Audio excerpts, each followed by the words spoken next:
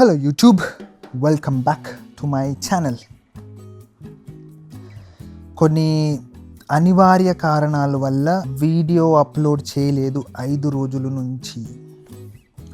అందువలన మీరు నన్ను మన్నించాలి అని కోరుకుంటున్నాను. ఇప్పుడు కూడా అనివార్య కారణాలు కొనసాగుతూనే ఉండగా, కానీ మరీ ఆఫ్లైన్ వెళ్ళిపోతే బాగుండదు కదా, మర్చిపోతారు కదా.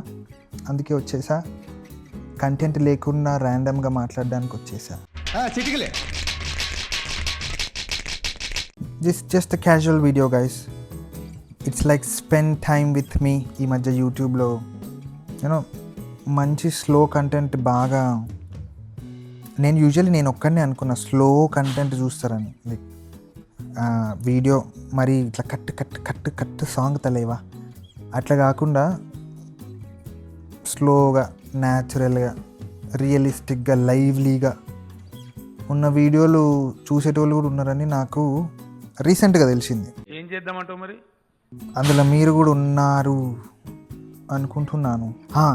ఒక ఇంపార్టెంట్ విషయం చెప్పాలి. నేను త్వరలో బుక్ రీడింగ్ వ్లాగ్ చేయబోతున్నాను. నేను ప్రస్తుతానికి ఒక రీడింగ్ స్లంప్లో ఉన్నాను అనమాట. రీడింగ్ స్లంప్ అంటే ఏం లేదు, ఒక బ్లాకేడ్ లాంటిది. ఎవరైతే బుక్ లవర్స్ ఉంటారో వాళ్ళకి తెలిసి ఉంటుంది. బుక్స్ ఎక్కువైపోయి ఇది చదవాలి, అది చదవాలి, అది చదవాలి, ఇది చదవాలి అని చెప్పి లాక్ అయిపోతారు. ఏది చదవకుండా అయిపోతుంది. అట్లా స్లోగా కొంచెం చదవకుండా కొంచెం బుక్స్కి దూరం అవుతారు. సో దాన్ని బ్రేక్ చేయడానికి నేను గత నెల నుండి ట్రై చేస్తున్నా. ఓకే, సో అది నేను ఒక బుక్ వ్లాగ్తోనే చేయబోతున్నాను. నేను ఒక బుక్ చదవడం వ్లాగ్ చేయాలి, అది అప్లోడ్ చేస్తా. ఆ బుక్ కూడా డిసైడ్ అయినా, హిస్టారికల్ ఫిక్షన్ బుక్. అది ఫిక్షనే, ఎందుకంటే నార్మల్ నాన్ ఫిక్షన్ బుక్స్ నేను ఎక్కువ చదువుతాను, ఫిక్షన్ చదువుతాం. హిస్టరీ ఎంథూజియాస్ట్ కదా మనం. హిస్టరీ ఒకటే కాదు, history, philosophy, politics, economy, religion, psychology, society, ఇవన్నీ. సో హిస్టారికల్ ఫిక్షన్లో హిస్టరీ కొంచెం మరీ అంత డీటెయిల్ హిస్టరీ ఉండదు. ఒక స్టోరీ ఉంటుంది, రియల్ ఈవెంట్సే ఉంటాయి, కాకపోతే దానికి స్టోరీతోని అది వెళ్తుంది. హిస్టారికల్ ఫిక్షన్ అంటే బేసిక్లీ అది. సో అది తొందరలో చేస్తా.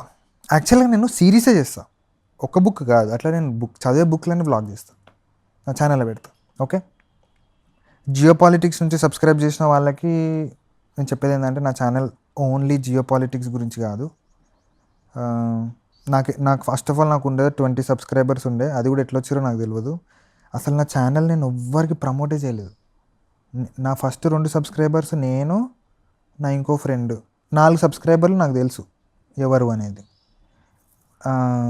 అది కూడా చాలా లేట్గా చెప్పిన వాళ్ళకి. కానీ ఓకే, మిగతా ఎట్లా వచ్చారు 20కి నాకు అసలు తెలియదు. అక్కడ నుంచి నేను బుక్ వీడియో పెట్టిన ఒకసారి. అది ర్యాండమ్ థాట్, బుక్స్ ఉన్నాయి కదా, బుక్స్ గురించి మాట్లాడదాం ఒకసారి అని. కథం ఆ వీడియోకి స్టార్టింగ్ పెట్టిన రోజు ఏముందిలే అనుకున్నా. వన్ డే వరకు ఏం మూవ్మెంట్ లేదు. 2 days అయింది. 2 days తర్వాత పికప్ చేసిందిరా. షాక్ అయిపోయినా నేను. ఇదేంది 200, 300 వ్యూస్. ఇప్పుడు నా ఛానల్లో అన్నిటికంటే ఎక్కువ వ్యూస్ ఉన్న వీడియో కూడా అదే. కానీ నేను దాని గురించి తప్ప అన్నీ మాట్లాడుతున్నా, జియో పాలిటిక్స్ గురించి కూడా మాట్లాడుతున్నా. బట్ నాకు తెలిసి బుక్ రీడర్స్ కాబట్టి వాళ్ళు కొంచెం ఇంటెలెక్చువల్స్ ఉంటారని అనుకుంటున్నా. సో వాళ్ళకి ఇంట్రెస్ట్ ఉన్న ఫీల్డే అది కూడా. సో నాకు 20 సబ్స్క్రైబర్స్ నుంచి ఆ వీడియో ఒక్కటే నాకు 97 వరకు తీసుకెళ్ళింది. అట్లాంటిది ఇప్పుడు 107. ఐ ఫర్గాట్, ఓన్లీ ఒక పోస్ట్ పెట్టాను. Actually 100 subscribers mile stone cross అయినా నేను నా లైఫ్లో. ఎప్పుడు అనుకోలే 100 మంది సబ్స్క్రైబ్ చేస్తారా నాకు. ఇప్పుడు నా 4 సబ్స్క్రైబర్లు నాకు తెలిసిన వాళ్ళే కాబట్టి. సో 107 ఉంది, అలాగే 4 తీస్తే 103. పెద్ద అచీవ్మెంటే ఇది. దీనికి యాక్చువల్గా చాలా పెద్దగా ప్లాన్ చేయాలి ఏదన్నా. ఫైర్ క్రాకర్స్, కేక్ కటింగు, అన్నదానం లాంటివి ఏమైనా ప్లాన్ చేయాలి. కానీ ప్రస్తుతానికి అంత బడ్జెట్ లేదు. సో బుక్స్ గురించి మాట్లాడదాం నా ఛానల్లో. అదొకటే కాకుండా ఇంకా చాలా మాట్లాడతా. నాకు చాలామంది సజెస్ట్ చేసింది ఏంటంటే, అరే నువ్వు నీకు బుక్స్ అంటే ఇష్టం, నువ్వు బుక్స్ చదువుతావు కాబట్టి యూజువల్గా బుక్స్ గురించి పెట్టాను. ఇప్పుడు నేను లెట్సే 10-20 వీడియోలు బుక్కుల గురించి పెట్టేస్తా. ఎందుకంటే ఫస్ట్ దానికి వచ్చింది వీడియో, పెట్టింది ఒకే వీడియో, దానికి వచ్చింది 1.6K అంటే తక్కువ వ్యూస్ కాదు, చాలా ఎక్కువ అది. అలా అని చెప్పి నేను 10 పెట్టినా అంటే నా నా ఛానల్ మొత్తం బుక్స్ గురించి అయిపోతుంది. అంటే వీడంటే బుక్ కంటెంట్ చేస్తాడు వీడియో అని. అది ఒక రకంగా మంచిదే, కానీ నేను ఓన్లీ బుక్స్ గురించి చెప్పడానికి రాలేదు కదా యూట్యూబ్కి. అలా అని చెప్పి జియో పాలిటిక్స్ మాట్లాడినాం, దాని గురించి ఎంత ఎంత తెలుసో అంత మాట్లాడినాం. దాని గురించి కూడా పెట్టిన ఒక ప్లేలిస్ట్ తయారు చేసిన ఏకంగా, అందులో చూస్తే 10 పైన వీడియోలు ఉన్నాయి. నేనే షాక్ అయినా, ఇంతగానం ఎందుకు రాని. మళ్ళీ జియో పొలిటికల్ సైడ్ వెళ్ళిపోతుంది ఛానల్ మొత్తం. నాకు అది కూడా వద్దు. సరే నేషనల్ పాలిటిక్స్ గురించి మాట్లాడదామంటే, నా పొలిటికల్ ఐడియాలజీ బయట పెట్టినా అంటే నన్ను వేసుకుపోతారు. పెద్ద పెద్ద ఆర్గనైజేషన్స్ మా ఇంటికి వస్తాయి. సో నేను డొమెస్టిక్ పాలిటిక్స్ గురించి అంతగా మాట్లాడకపోవచ్చు, కానీ సొసైటీ గురించి మాట్లాడతాను డెఫినెట్గా. సొసైటీ అంటే గుర్తొచ్చింది, నిన్న ఒక పెద్ద మనిషి ఒక కామెంట్ చేసిండు మిడ్ డే మీల్ స్కీమ్ మీద. ప్రవచనకర్త దాని గురించి చెప్దాం అనుకున్నా, కానీ ఎందుకులే కాంట్రవర్సీలోకి వెళ్ళడం. మంచి మంచి మంచి ఒపీనియన్ ఉంది నాకు దాని మీద. ఆ మనిషి గురించి చెప్పడం స్టార్ట్ చేసిన అంటే ఇక వీడియో సరిపోదు. ఓహో మామూలు చాదస్తం కాదు, అహంకారం. మళ్ళీ పద్మశ్రీ అని ఒక అవార్డు కూడా ఇచ్చారు ఆయనకి. యూట్యూబ్ మొత్తం ఉంది, ఉన్నారు మన తెలుగులో ఇద్దరే ఉన్నారు ప్రవచనకర్తలు, ప్రవచనాలు చెప్తారు. ఆ ఇద్దరిలో ఎవరో మీరు మిడ్ డే మీల్ స్కీమ్ మీద ఎవరు కామెంట్ చేసారు, వాళ్ళకి మంచి గట్టి రెస్పాన్స్ వచ్చింది దాని గురించి. వాళ్ళల్లో మధ్యాహ్న భోజనం ముఖ్యమైనది, చదువు మధ్యాహ్నం అయిపోయింది. చదువు ఎవడికి అక్కర్లా. భోజనంలో గుడ్డెట్టారా, గడిది గుడ్డెట్టారా, అన్నం తినేవాడు కోడిగుడ్డు పెట్టడం ఏంటంటే బుద్ధి ఉందా లేదా? చదువుకోమని లేకపోతే వెళ్ళిపోమని చెప్పేవాడిని. కోడిగుడ్డు కోసం వస్తావు నువ్వు. ఈ గుడ్లు లెక్క రాయాలి మాస్టర్లు, వాళ్ళ కర్మ కాలిపోయి. చదువు చెప్పక్కల్లా. ఎన్ని గుడ్లు వెళ్ళే, ఎన్ని గుడ్లు మిగిలే, ఎన్ని గుడ్లు మధ్యలో పేలే, ఎన్ని గుడ్లు ఈ మాస్టర్ తినేసాడు. ఇంక వీడు చదువు ఎందుకు చెబుతాడండి? అసలు పిల్లలకి భోజనం పెట్టడం ఏంటంటే, వాళ్ళ భోజనాలు వాళ్ళు తెచ్చుకోవలేదు మానేమానండి. అంటే పిల్లలకు భోజనం పెట్టి పుస్తకాలు ఇచ్చి యూనిఫార్మ్ ఇన్ని ఇస్తే వాడు చదువుతాడా? శోభనం పెళ్లి కొడుకులో మంచం ఎక్కి కూర్చుంటాడు. ఎందుకు చదువుతాడు వాడు? విద్యార్థికి ఎన్ని సౌకర్యాలా అవసరమా? ఇండియా బడ్జెట్ ఇయర్కి యాన్యువల్ బడ్జెట్ ఎంత తెలుసా? 53 lakh crores. ఇండియా సంవత్సరానికి టోటల్ ఎక్స్పెండిచర్ ఈ దేశం 53 lakh crores, 53 లక్షల కోట్లు ఖర్చు పెడుతుంది. అందులో మిడ్ డే మీల్ స్కీమ్ మీద ఖర్చు పెట్టేది ఎంత తెలుసా? 12,500 crores. ఆఫ్టర్ ఆల్ 12,000 అంటే ఆ అమౌంట్తో కంపేర్ చేస్తే చాలా 0.1% కూడా వస్తుందో డౌట్, 1% కూడా ఉండదు. ఆ డబ్బులు వాళ్ళకి గరీబోలు ఎవరైతే ఉంటారో వాళ్ళకి ఫుడ్ పెడతారు. మిడ్ డే మీల్ స్కీమ్లో ఫ్రీ ఫుడ్ పెడతారు, యూనిఫామ్ ఇస్తారు, ఏవే ఉంటాయి అవి. ఓకే, దాని మీద పడి ఏడవడం, లెక్కలేనంత ఇచ్చిండుగా దేవుడు, గరీబోలు పొట్ట కొట్టాలని ఎందుకు మైండ్లో కదా? ఫుడ్ కోసమే వెళ్తారు స్కూల్కి. చదువు అనేది అది తీసి బుక్ పెడితే చదవరు.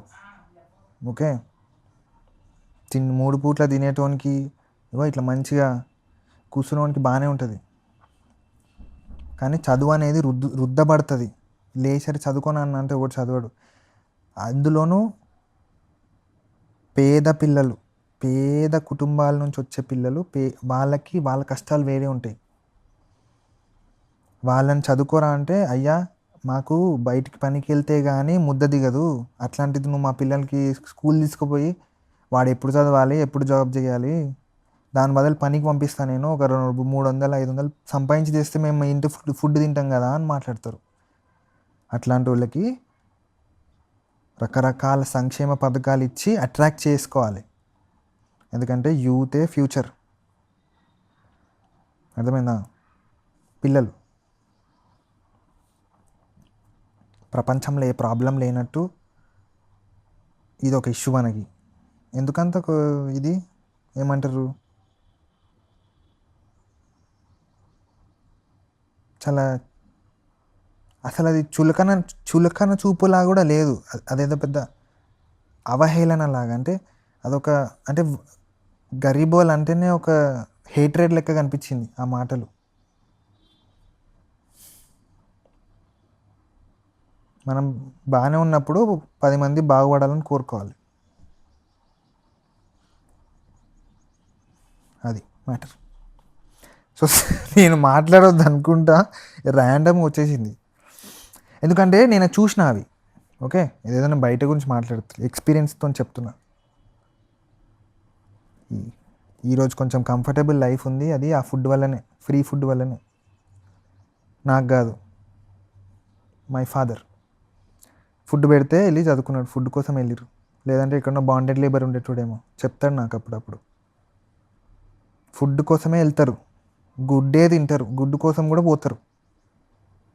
పిల్లలకి చెప్తే అర్థం కాదు, వాళ్ళకి రకరకాలుగా అట్రాక్ట్ చేయాలి. చదువు సైడ్ ఆడుకుంటారు, క్లాసులు ఎగ్గొడతారు అప్పుడప్పుడు.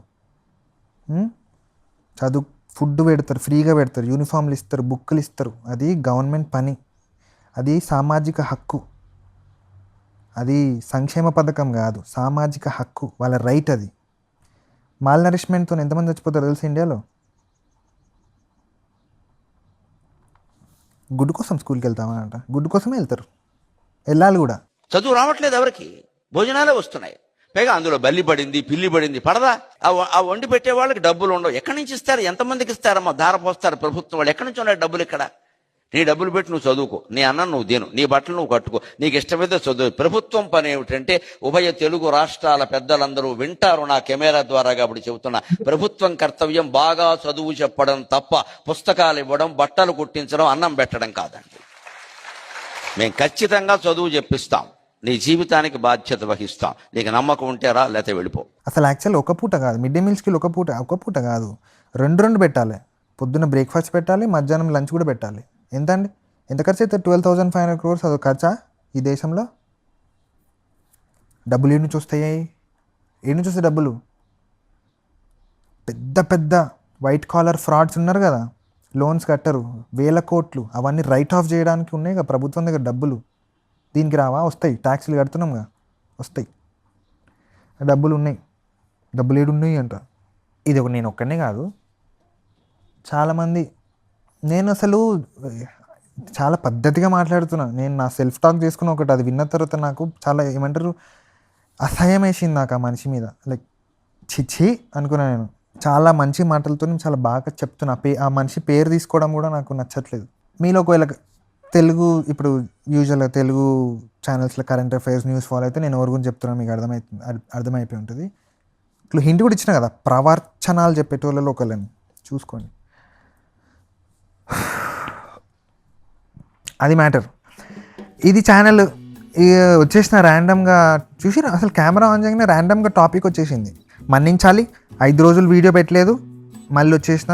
మీరు సబ్స్క్రైబ్ చేయండి, లైక్ చేయండి. ఇంకేమున్నాయి అమ్మ బాబాయ్ చేద్దాం. A day in my life, book vlog, self help videos. యాక్చువల్గా వద్దులే, నేను మా నెక్స్ట్ వీడియోలో పెడతా అది. That's it for the video. Thank you so much for watching. ఇట్లనే కొంచెం కట్ కాకుండా ముందు వీడియోస్ లాగా కొంచెం స్లోగా లైవ్లీగా మాట్లాడుకుందాం ఇప్పటి నుంచి ఛానల్లో. Yes, bye.